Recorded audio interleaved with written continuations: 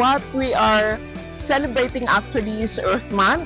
So we originally scheduled this for the Earth Day nung March ng April 22.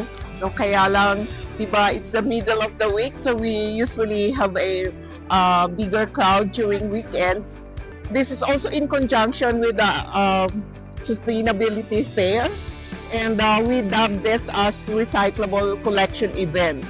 So we are collecting recyclables, and we have a partner, the Universal Robina Corporation. So we give also in exchange URC product for people who bring in their recyclables. But we also have a partner junk shop that would buy the recyclables we collected today. Yung basura, sabi nga, sa basura may pera. Ang isa pa yun, yung kapag yung proyekto ng bago sustainability,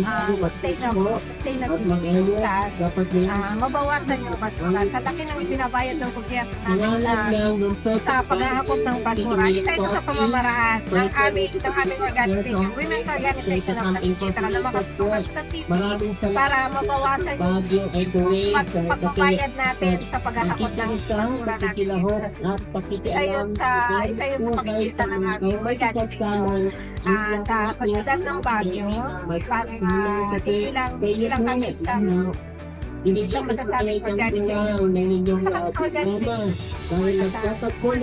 ng ating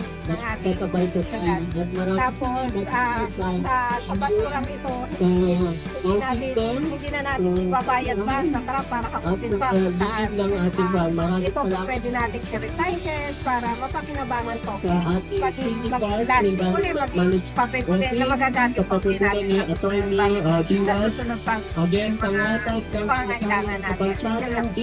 Every Friday po, nagkakaroon po kami ng wax, and then weekly po kami nagkakaroon ng collection ng mga residual, and then if after po ng klase, if may time, isa-isa po namin silang sinesegregate and then inaayos. Ang message po namin, sana po magkaisa po tayo sa 10 hours, and hindi lang naman po siya para sa community, para din po siya sa atin, and para din po siya sa future generations na dadating.